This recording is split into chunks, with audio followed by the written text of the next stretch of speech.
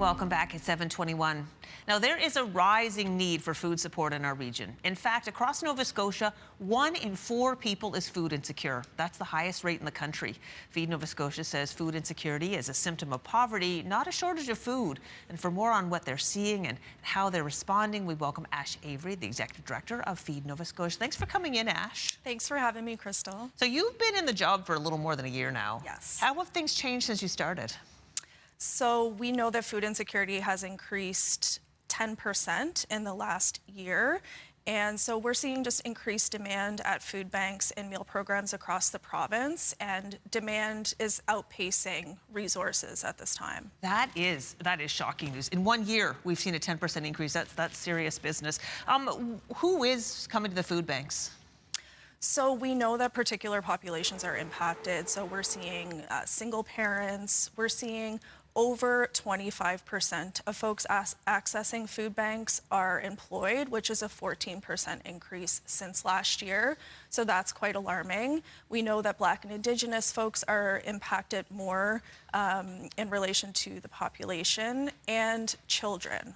So 1 in 3 visitors of a food bank is a child, and 22% are under 12.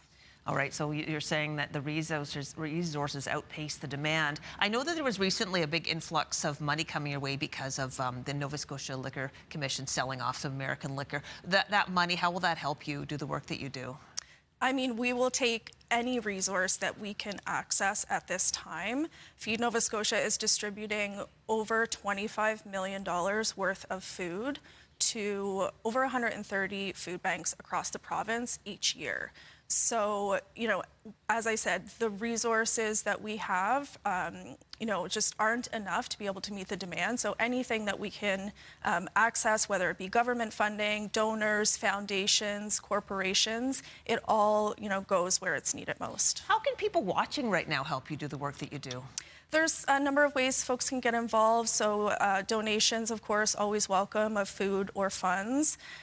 People can help us advocate for systemic change. They can volunteer or host a fundraiser in their community. This is a great time of year. Folks are getting together. So if they want to host a food drive or raise funds for the organization, they can get in touch with us at Feed Nova Scotia, and we can help register their event and yeah, just make it a meaningful way to gather around the holidays. That is a great idea for people who are able to do so. I can't think of a better way to think of others during the holiday season. Let's talk a little bit. You mentioned in your last answer that you're looking for like a broader systemic change. And so Feed Nova Scotia is saying it's not more food that we need change. Describe what you're looking for.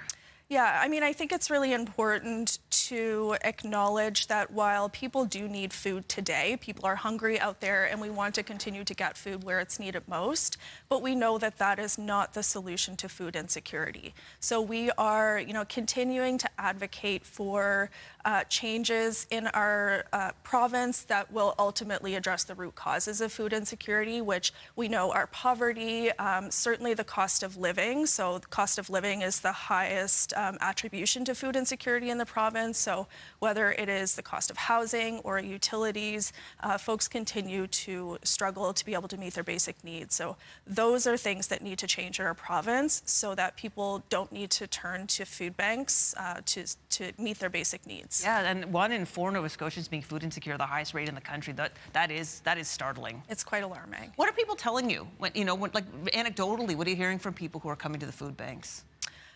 People are more and more relying on food banks, frankly, whereas in the past they used to be understood as, a crisis support, a place where you certainly can turn to if you, find yourself needing that type of support. But now people are really reliant on these services. So that's something that we, should just be really concerned about as a province. Well, Ash Avery, thank you so much for coming in and giving us this update. Yeah. And we have put all the information about Feed Nova Scotia on our website, so you can find out more about how you can help if you're in a position to do so.